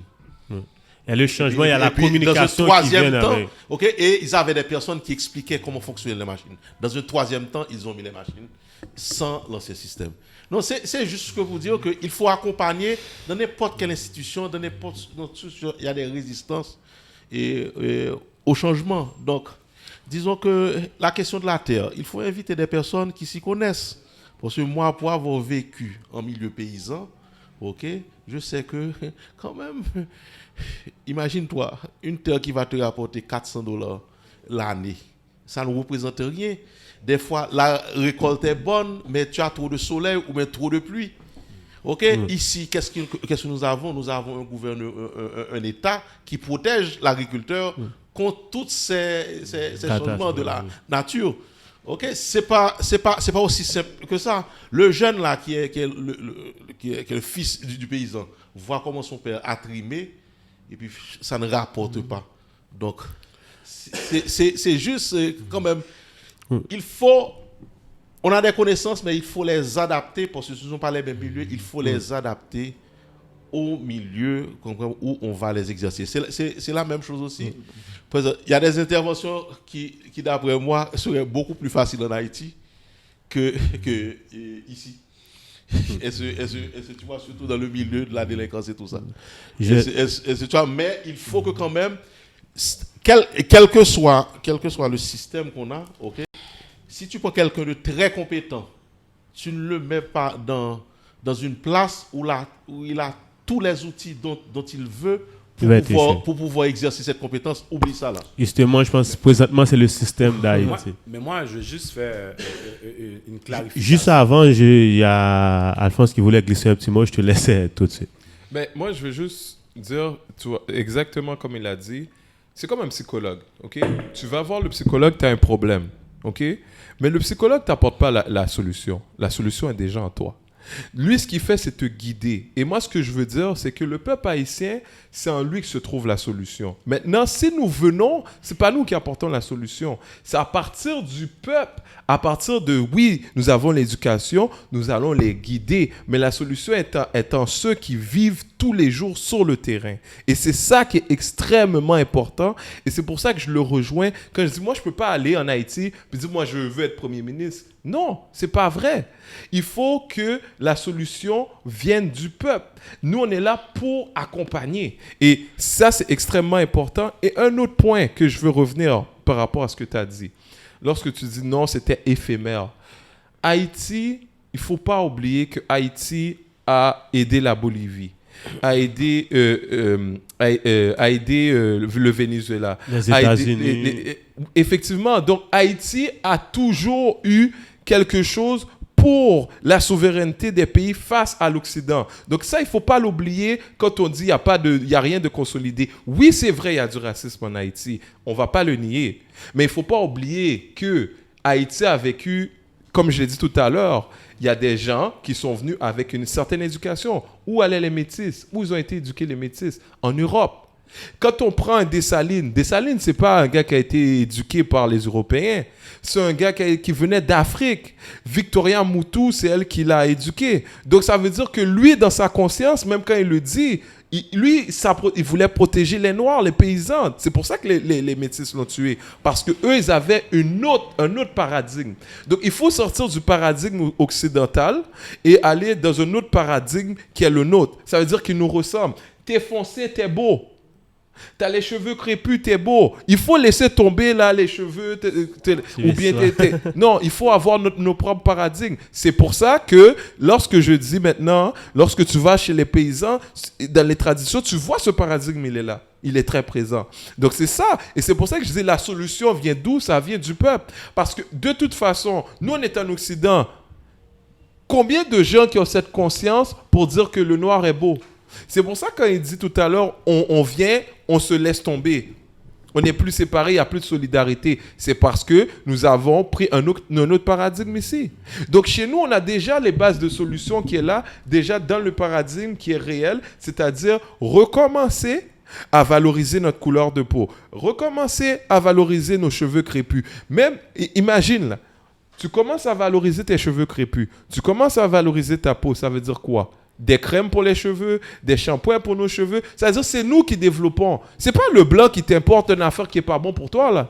L'huile mascriti, on va le développer. Donc à partir du moment, et c'est pour ça que je dis, il faut comprendre que la solution sort du terrain et non de l'Occident. Parce que nous là, on nous a bricolé le cerveau. On nous a bricolé le cerveau et on pense que parce qu'on est en Occident, on a tout. Alors qu'en Occident, il n'y a pas un pays qui a un système politique qui est pareil. Donc ça veut dire que tous les systèmes politiques respectent quoi? L'histoire, le terrain, la géographie et les conditions même des gens qui sont là. Donc c'est pour ça que c'est extrêmement important de provenir du terrain. Nous sommes là, nous allons faire notre part, mais nous sommes là pour accompagner. Ce n'est pas nous qui avons les solutions. Les solutions se trouvent déjà dans les plaids, dans le quotidien que les gens vivent. C'est tout simplement ça. Mais moi, qu'est-ce que je voulais faire? Je voulais juste faire une petite clarification. Approche-toi du micro, s'il vous plaît. Hein? Approche-toi du micro. Ouais, fait que moi, je veux pas que l'haïtien, il joue à l'hypocrisie. Je m'explique pourquoi. Tantôt qu'on parlait, ça prend du monde du terrain, ok? C'est normal que les gens du terrain, lorsqu'on est né au Canada, ça fait 20 ans, 30 ans, on n'a jamais été, il n'y a pas de connexion qui s'est faite en Haïti, on a une idée comme vague, comme tantôt tu m'as dit sur Facebook, et puis tout ça, on pense que c'est ça l'Haïti. Mais quand tu es un Haïtien conséquent, tu prends tes vacances dans ton pays, tu favorises le développement économique parce que tu es là. Moi, quand je m'en vais en Haïti, je passe un mois là, la petite machine là, à Cansan, là, ici, pendant un mois, je vais avoir mon abonnement. France, chaque jour, il va la prendre à Cansan, c'est là. Fait qu'il faut prendre ça. On va y aller en République dominicaine, on va aller à Cuba, et puis là, vous allez me parler que vous allez essayer de me faire comprendre que c'est pas à nous. Moi, l'haïtien n'est pas sorti en moi. L'haïtien ne sortira jamais en moi. J'ai été vivre dans un autre pays. Fait que moi, je crois que quand on parle d'haïtiens, qu'ils soient au Canada, aux États-Unis, qu'ils soient en Haïti, j'ai fait partie des Haïtiens. J'ai fait partie de ceux qui peuvent apporter des solutions aussi et travailler avec ceux qui sont sous le terrain. Lacune qu'on a, depuis tantôt, j'arrête pas de l'expliquer. Nous avons un problème parce que nous n'avons pas été enseignés le travail d'équipe. Si je ne suis pas bon, il faut que je t'élimine. Ouais, parce que tu as peur. Parce que sinon, la personne a peur de l'inconnu. Résistance, quand tu as dit. En résistance au changement. Je me rappelle encore, à mon premier mandat, pour être officier syndical, j'ai été voir mes pairs, mes collègues, mes compatriotes. J'ai demandé, est-ce que je peux avoir votre appui pour être au niveau du syndical, pour faire partie des décisionnels? On m'a répondu, depuis quand qu'un Haïtien peut être officier syndical? Ça veut dire que les autres, ils ont voulu que je laisse le train passer sans que j'embarque pas. Qu'est-ce que j'ai fait? J'ai osé, je suis à mon deuxième mandat. Pourquoi? Parce que moi, je crois que pourquoi que je laisserais les Caucasiens prendre des décisions pour moi sans que je ne m'assoie pas sur la table? Ça veut dire que quand tu parlais du terrain, ça veut dire qu'il faut que les gens qui vont aller sur le terrain, il faut que ce soit encadré. Je n'ai pas dit quelqu'un que ça fait 10 ans, 15 ans, qui n'a jamais allé en Haïti, il est médecin, puis là, on va le mettre en Haïti, il est ministre de la Santé. Mais non, voyons donc, les gars, là. Il y a des grosses études qui sont en train de se faire aux États-Unis, à Chicago, tu comprends? Fait que c'est pour ça que j'ai dit aux gens, fait qu'il faut que structurer la diaspora comment? Fait qu'on mette un minimum, OK? Là, présentement, je suis dans un groupe qui a tellement d'Haïtiens qui s'appelle Nouvelle Haïti. C'est quoi, qu'est-ce qu'ils ont fait, les gars? Les gars, ils ont monté un groupe de juristes en Haïti, en France. Au Canada, c'est plus difficile. Pourquoi? Le tête ensemble n'est pas là. J'essaie de m'expliquer de ces gars-là. C'est pour ça que j'essaie de voir comment que je peux les ramener. Qu'est-ce qui se passe ici pour voir si ça fonctionne. C'est comme si que l'Haïtien, il s'attend qu'on essaie quelque chose. Si ça ne marche pas, non, je le savais que ça ne marche pas. Mais si on n'essaye pas, qu'est-ce qui va arriver? Présentement, pour répondre à ta question tantôt, après 30 ans, il n'y a rien qui n'a changé. C'est les pertes de vie qui continuent. C'est les gens qui commencent à fuir. Et je vous laisse là-dessus. Lorsque les États-Unis, la France, le Canada donnent un visa, donnent une résidence, un citoyen, est-ce qu'il est avec un champ ou un bourretier? C'est qui les donne? Il donne les gens les plus éduqués pour partir. Pourquoi? Qu'est-ce qu'il est en train de faire? Il est en train de développer, ils prennent la crème de la crème. Et là, tu vas me faire comprendre que ceux qui vont rester en Haïti, c'est seulement eux autres. J'ai beaucoup de respect de tous mes collègues en Haïti que je travaille avec eux autres et on a toujours cette discussion-là. Il dit, arrête de penser que la diaspora va tout faire. Non, je ne veux pas tout faire. Je vais mettre à côté de toi. On travaille pour. Mais il ne connaît pas. Tu parles un discours comme ça, automatiquement, il a peur parce qu'il n'a pas cette notion de travail qui a dit, regarde, pourquoi qu'on ne va pas utiliser l'haïtien dans son bon élément? Tantôt, qu'est-ce que tu disais? On ne peut pas être tout bon dans la même chose. Je ne peux pas être écrivain, moi. Dans une équipe, là, je peux... Franz, lui, là, il va pouvoir défoncer les portes. Fait qu'on va mettre une murage derrière lui. Parfait. Tantôt, quand tu as dit quelque chose qui est extrêmement important, l'arme nucléaire, les gens ne parlent pas de ça. Mais c'est vrai, maintenant, on a l'air d'une proie que tout le monde peut arriver, on fait qu'est-ce qu'on veut. Là, j'ai des amis aux États-Unis, au Canada même, qui sont dans l'armée. Ils disent, Franck, on est prêts, nous, comme Haïtiens d'origine haïtienne, si on monte une équipe, l'armée, pour aller former une armée en Haïti. Mais pourquoi qu'on n'a pas des idées comme ça, formées par nos propres fils et filles à l'extérieur, comme ça, peut-être, j'ai bien dit, est-ce que la corruption ne va pas être là? Peut-être moins, peut-être, mais au moins, on va essayer quelque chose. Mais moi, je crois que l'haïtien, ce n'est pas fini. Moi, je crois que le travail doit se faire avec nous. Et si on attend, c'est nous autres qui doivent s'organiser ici, ça ne va pas développer. On ne doit pas priver un gars comme Héros qui s'exprime très bien, qui connaît bien l'histoire. Tito, lui, on peut dessus. C'est où ma place là-dedans? C'est ça que moi, le message que j'envoie à ceux qui nous écoutent, c'est où que moi, je peux faire la différence, juste apporter qu'est-ce que je peux apporter pour, comme on dit, la force est dans le nombre quand le nombre sait s'organiser. Quand tu as une force, on a la force, tout le monde nous prend en exemple. On a aidé plein d'autres pays à prendre leur indépendance et maintenant, c'est nous autres qui avons des problèmes. Ouais. Justement, je vais pouvoir te laisser. On va prendre 5 maximum 10 minutes et pour terminer. Et j'aime bien ce que tu as dit à la fin. Et on a aidé beaucoup les pays. Et ça aussi, j'aimerais ça ramener à une autre émission. J'ai l'impression que des fois, on laisse la société fonctionner, aller. Comme on dit, on laisse le train passer, mais nous, on reste sous l'histoire. On a été. Maintenant, c'est le temps de travailler l'économie du pays. Qui fait que pour travailler l'économie du pays, il y a certaines façons de faire. Et on ne peut pas rester à dire, mais en 1804, on avait fait ça. Oui, on sait, on l'avait fait. On sait que l'exemple qu'on a été pour les autres. Mais maintenant, on est une nouvelle génération, c'est un autre environnement. Il y a une façon de le faire, mais il faut travailler, rester justement, quand on parlait de l'histoire des Noirs, toutes ces histoires-là. Et je n'ai pas besoin de moi pour fêter mon histoire des Noirs. Moi, je le fais 365 jours. C'est le temps de fonctionner avec l'environnement, avec l'évolution du monde, de la société, de l'humanité. Et, guys, on a passé un beau moment. On va laisser quelques minutes à chaque personne et pour un dernier mot pour nos auditeurs et auditrices par rapport à le développement d'Haïti à travers la diaspora. Je peux pouvoir te laisser passer. Parfait. Moi, je vais ajouter pour que je ne je sais que l'histoire est importante, l'histoire d'Haïti est importante et on a fait de grandes choses. Cependant, il faut continuer à avancer. Il faut prendre ce qu'on a fait, mais continuer à en faire. Tu sais, par exemple, on va avoir certains politiciens qui vont dire, moi, c'est petite Dessalines, c'est petite Pétion Chirac. Non, il est temps de mettre notre tête ensemble, d'avancer, de dire, regarde, nos ancêtres ont fait ça, on a aidé des pays, maintenant il faut continuer à avancer. Donc, prendre l'histoire, mais avancer en même temps.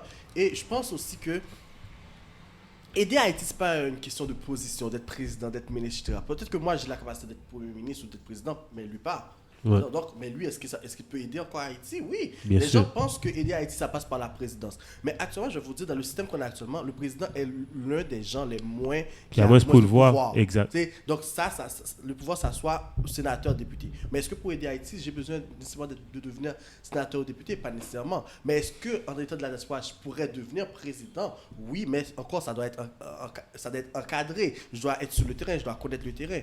Donc, moi, ce que je pense, c'est que surtout à Montréal, je suis content d'apprendre qu'il y a des gens à Chicago qui travaillent. Il est temps que nous, les Haïtiens de Montréal, les Haïtiens du Canada, on s'assoit ensemble.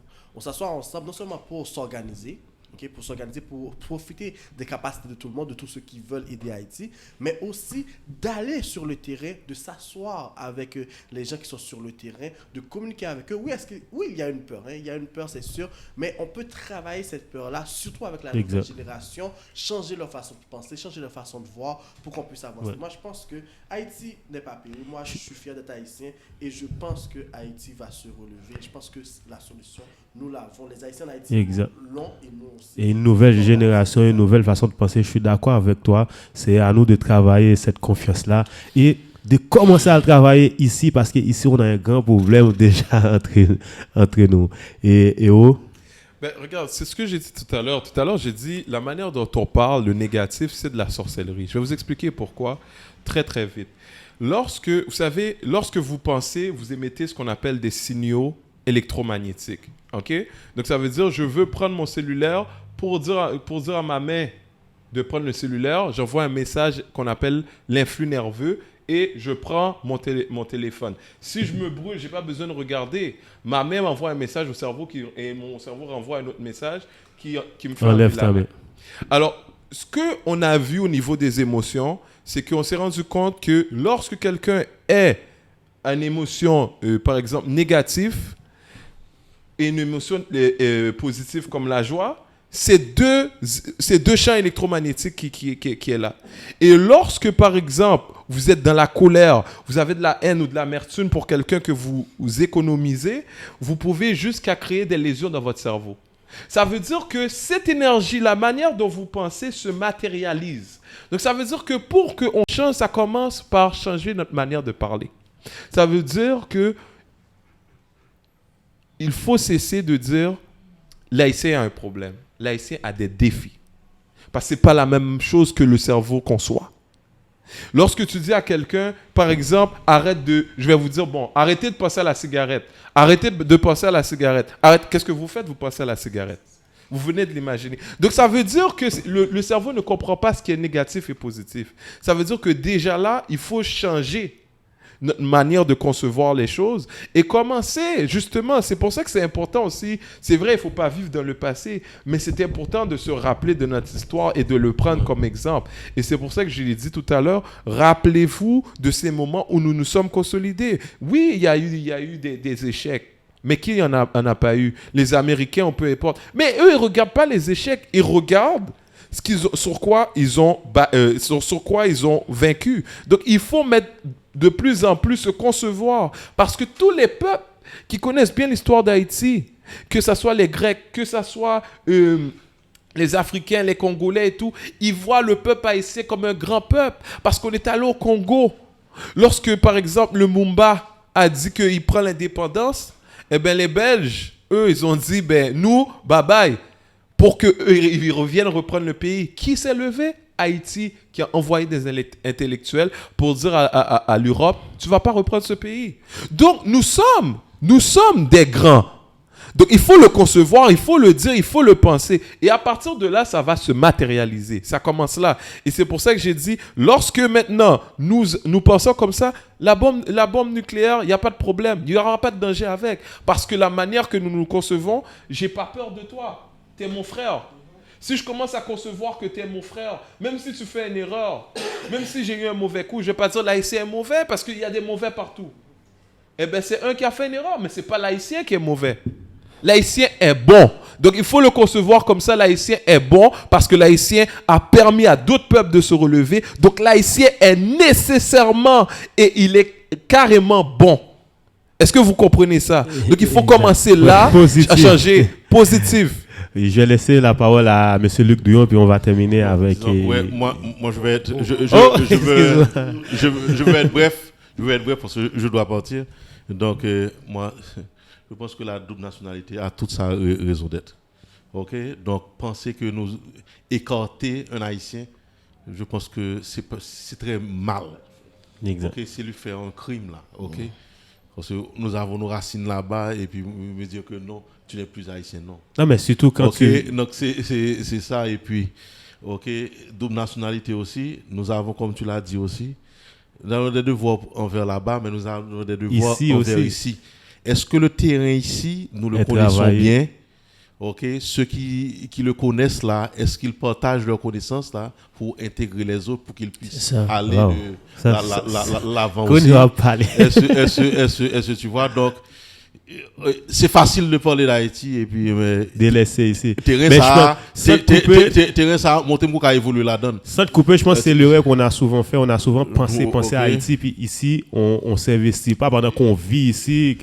Je pense que c'est quelque chose qu'on doit travailler aussi pendant qu'on travaille. Nous devons écrire une autre histoire, mais cessons quand même de... nous devons écrire une autre histoire, mais cessons quand même de glorifier le passé. Parce que finalement, là, nous sommes en train de ternir quelque chose qui a été de bon. Maintenant, nous avons nos devoirs à faire.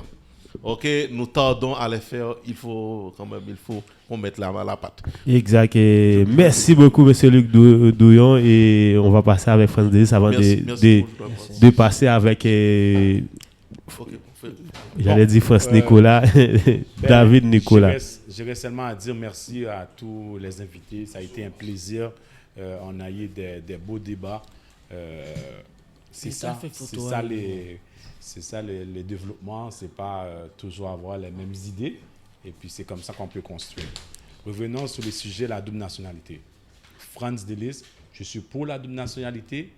Et je l'ai dit, je le répète, ça fait 15 ans que je travaille sur ça. J'ai dit que l'intégration des diasporas, le déblocage d'Haïti doivent passer par ses fils et ses filles à l'extérieur du pays.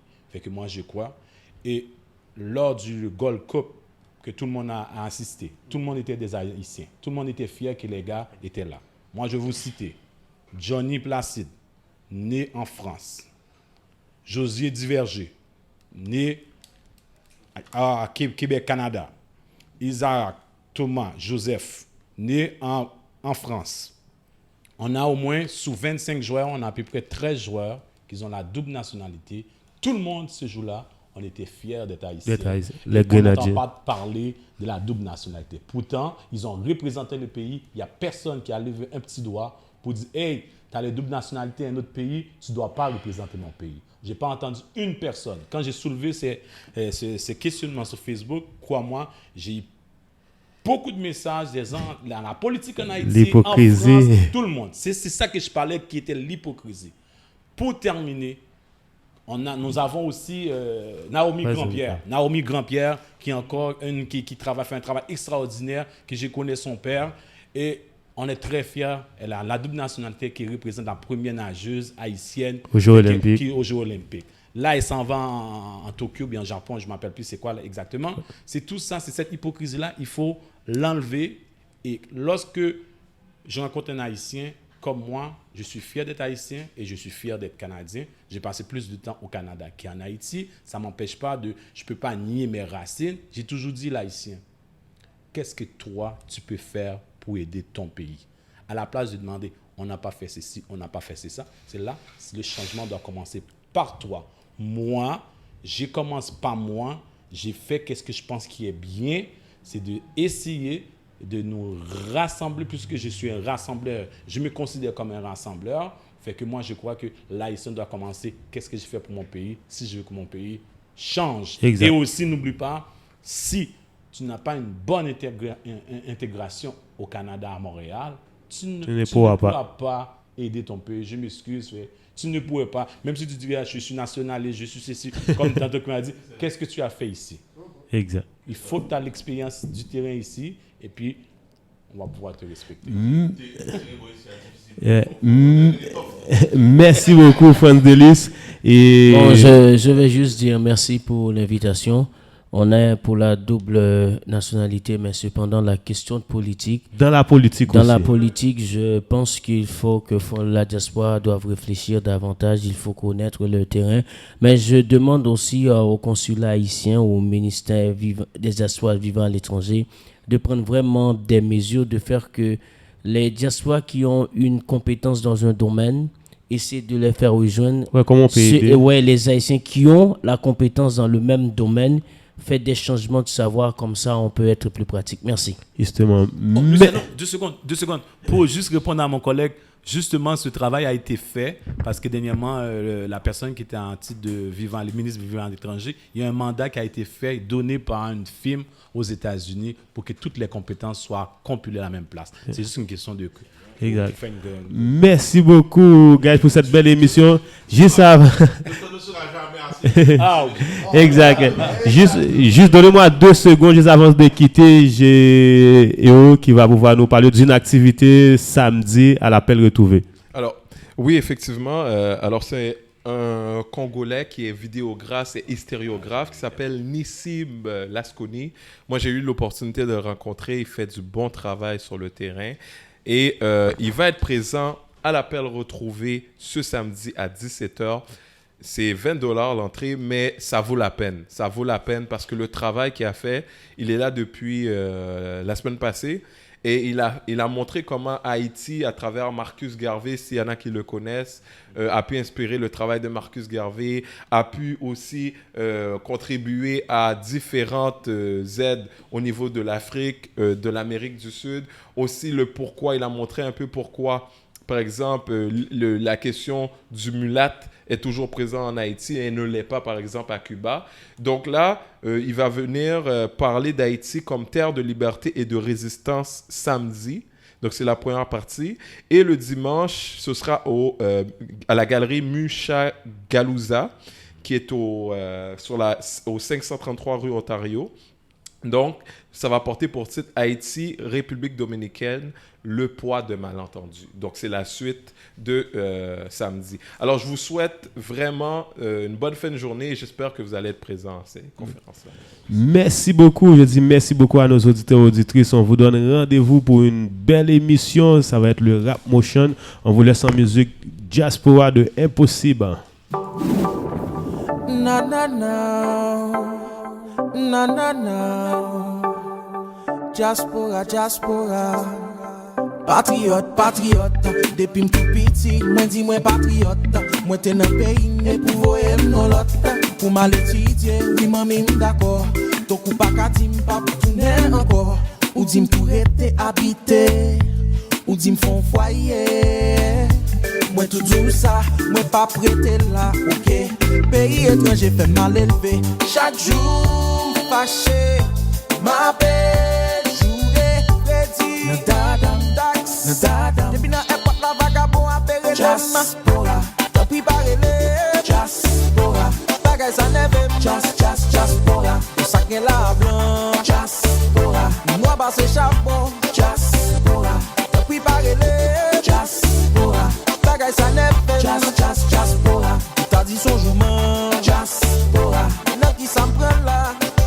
Moi comprends nous qu'a envie que petit tout compris bel avenir. Passer la brasser dans le pays d'Haïti. Mais faut le vite mettre en prix. Faut le vite travailler. Faut le vite construire caille. Mais les rives dans l'époque la fierté le papier le sous dollar. T'as pris par elle Diaspora. T'as pris par elle Diaspora. Bagay ça neve Diaspora. Pour ça qu'elle la blanc Diaspora. Moi bas c'est charbon Diaspora. T'as pris par elle Diaspora. Bagay sa neve Diaspora. T'as dit son jourment Diaspora. Oh, il fait prête, il gagne mal tête. T'as descendu la ville mal mangeant bonquette. Mes amis problème. Nostalgie chaque jour bon Dieu béni. Partant des belles petites musiques sous Haïti. Mes amis problème.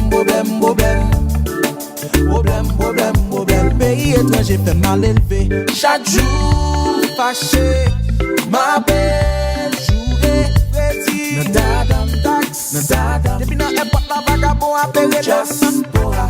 Tant pis parler Diaspora. Bagay ça neve Diaspora. Pour ça qu'elle la blanc Diaspora. Moi bas c'est charbon Diaspora. Tant pis parler Diaspora. Bagay ça neve Diaspora. T'as dit son jourment Diaspora. Oh, il fait prête, il gagne mal tête. T'as descendu la ville mal mangeant bonquette. Mes amis problème. Nostalgie chaque jour bon Dieu béni. Partant des belles petites musiques sous Haïti. Mes amis problème. Pays étranger fait mal élevé. Na na na, Diaspora. Patriote, depuis m'tout petit, moi dis moi patriote. Moi t'es dans pays, mais pour voyer non l'autre. Pour mal étudier, oui maman d'accord. Ton coup pas qu'à dire pas pour tourner encore. Ou dis m'tout rester habité, ou dis m'font foyer. Moi tout tout ça, moi pas prêté là, ok. Pays étranger fait mal élevé. Chaque jour fâché, m'appelle, jouer, prédit. Depuis dans l'époque la vagabond appelle Diaspora. T'as pris par elle Diaspora. Bagay sa neve Diaspora. Pour ça qu'elle la passe charbon. Diaspora, préparez-les. Diaspora, bagay sa nef. Diaspora, t'as dit son jourman. Diaspora, nan qui s'en prend là. Moi comprends nous qu'a envie que petit tout gon pi bel avenir. Passer la brasser dans pays d'Haïti. Mais faut le vite mettre en prix. Faut le vite travail.